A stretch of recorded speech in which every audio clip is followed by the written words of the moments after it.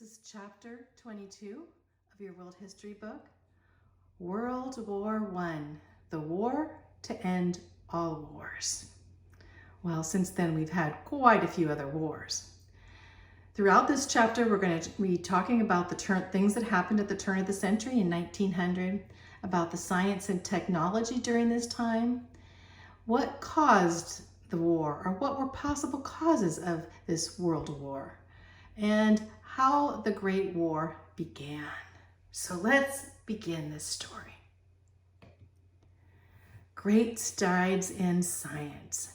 So we have some important scientists during this time. Max Planck was German. In 1900, he expanded the field of physics with the quantum theory of matter and energy. Very important, as we see later on. Einstein will go from his quantum theory into the theory of relativity. So here's a picture of him down here, Max Planck. Very gifted scientist. Also, he was a great musician, and he was during the World War I and World War II. He had lost his wife to tuberculosis. Both of his daughters died in childbirth, and then his son actually was belonged to the Velcri. I don't know if you've ever heard that before, but what Velcri was a few of men that would try to assassinate Hitler. You heard of Bonhoeffer and these guys. Well, anyway, I'm not going to get into that, but that's another story. So he was definitely against the cause of World War I and World War II as a scientist and a Christian, born-again Christian. So let's go on to Ernest Rutherford. Ernest Rutherford here, he was a New Zealander, and he's called the father of nuclear science. In 1911, with his nuclear theory of the atom, so he put together this theory, what an atom looked like. And he also was the first person to split an atom with atomic fission, and knowing this, how this could actually cause atomic bombs in the future.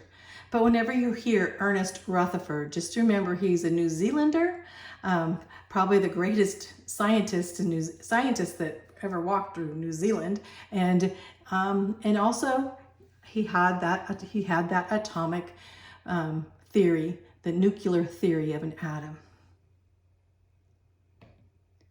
Bohr and Einstein during this time.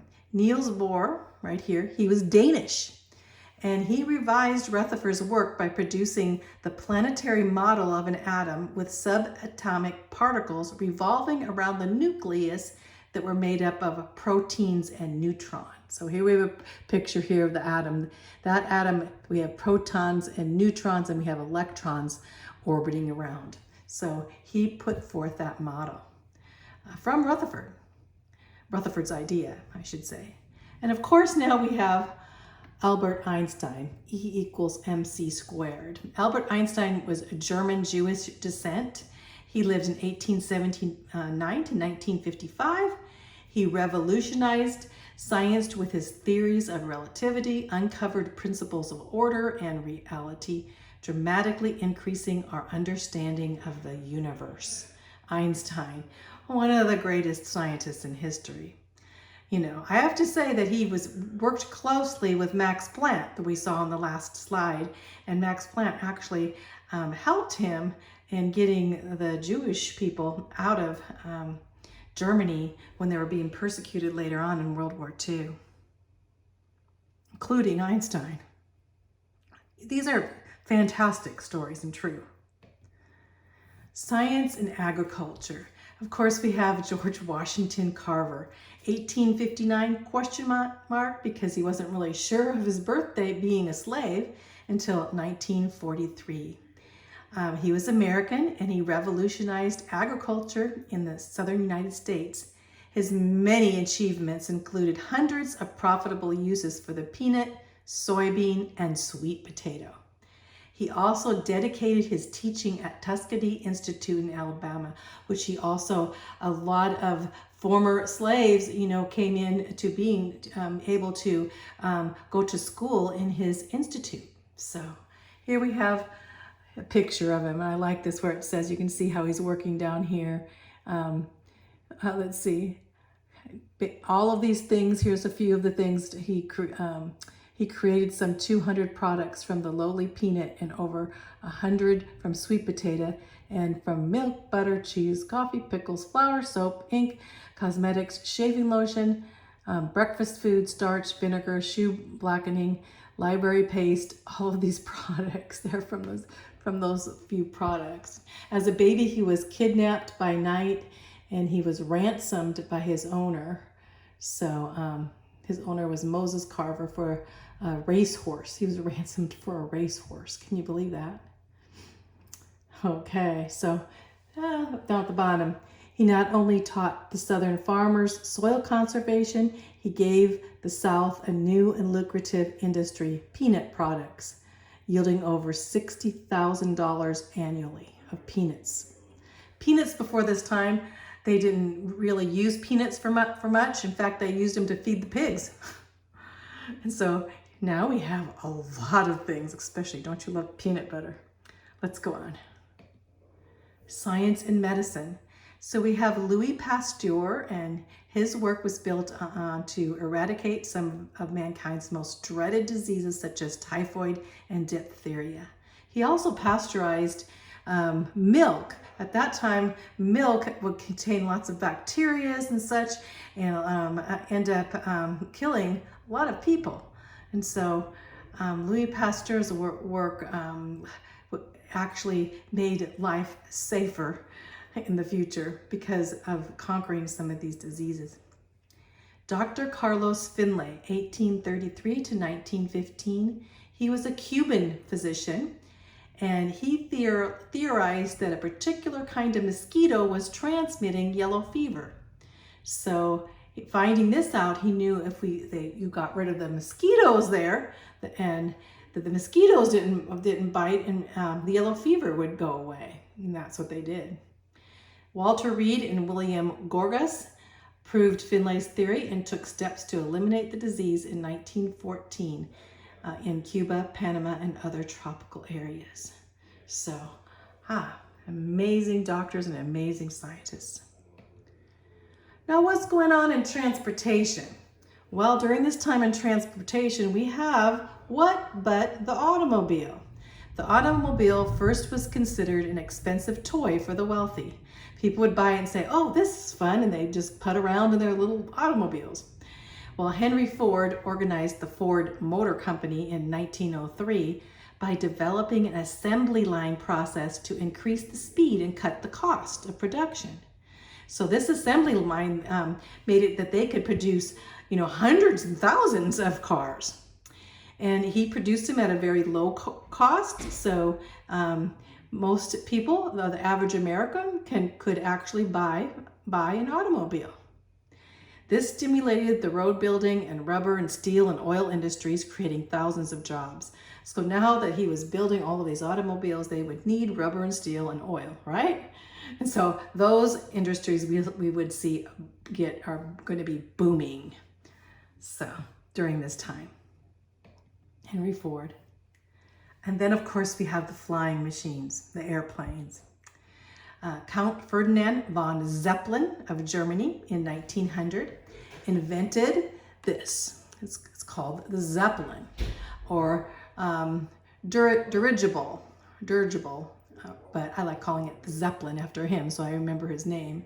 But in 1900, invented this rigid, lighter than air airship, and this was even before the airplane. But in 1903, just 3 years later, on December 17th, the Americans, here's a picture of them, Orville and Wilbur Wright, made the first successful airplane flight at Kitty Hawk, North Carolina in the United States. So, but still, few people took the airplane seriously at all.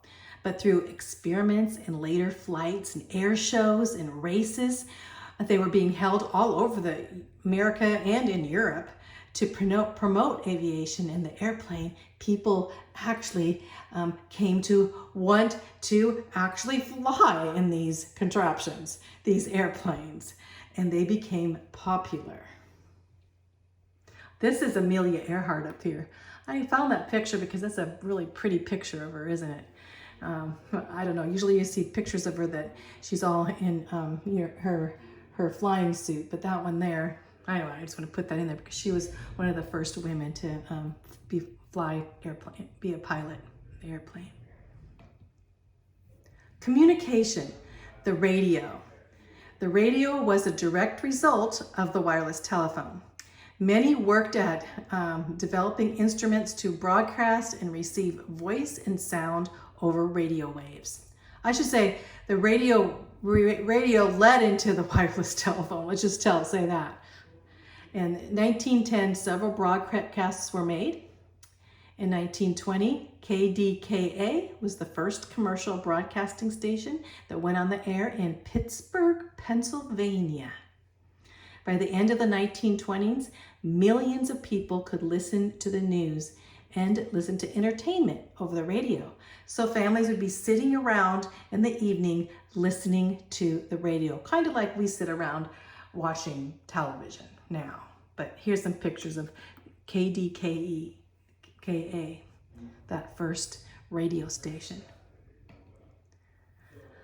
A tragic story. On April 15th, 1912, the British luxury liner Titanic sank in the icy Atlantic Ocean.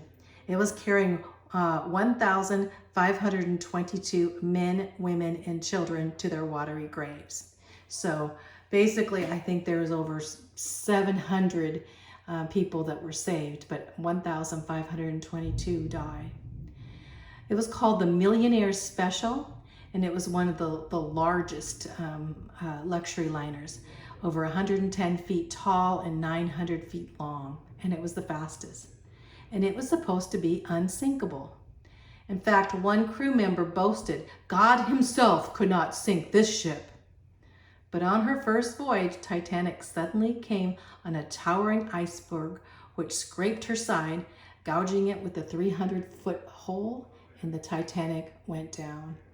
The sad thing there, they didn't have enough lifeboats. They weren't prepared for this, and the tragedy went on. And they had a ship close by that should have came and been there to be able to get most of the passengers off of it, and it didn't show. It's quite a story, and some people actually think that there was an insurance fraud with J.P. Morgan owning this boat and actually having two boats that were exactly the same. Now you can get into that. I kind of believe that story now, because now we see, when we see the Titanic in the pictures of the Titanic in its watery grave, now that they excavated down, and it doesn't seem like it's the same Titanic. But the thing I like about this story most of all was a man named John Harper. John Harper had lost his wife, and he had a 6-year-old little girl, and they were on their way to America because he was offered a pastor's position at Moody, the Moody Bible Church there in Chicago, this big church that he was coming to take over, a very large church of D.L. Moody's. And so he was on his way, and this happened. And so during the time, this short time that it sank, he was preaching the gospel to everyone around. And even one witness said that even when he was in the water, he swam over to him and shared the gospel with him and prayed with him, and that he was John Harper's last convert.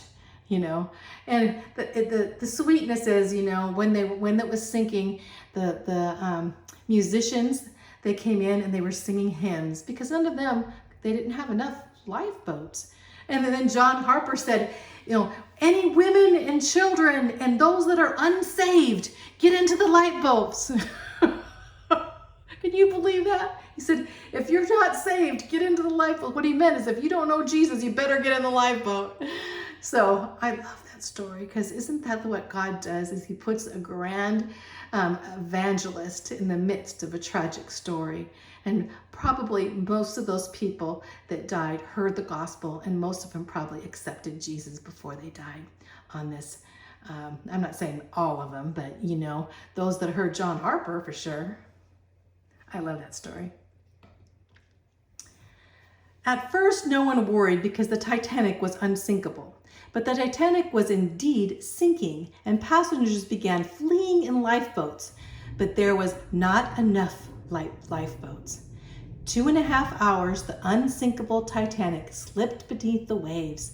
Of the 2,200 passengers and crew, little over 700 survived. The news stunned the world. Now, to prevent this from happening again, they had to make sure that every luxury line had enough lifeboats. And also, they had a 24-hour wireless radio operator to know exactly where they were, and an international ice patrol to know where these huge glacier ice pieces of ice were, But man's confidence would be shaken. Of course, mankind said the Titanic was unsinkable, but it sank.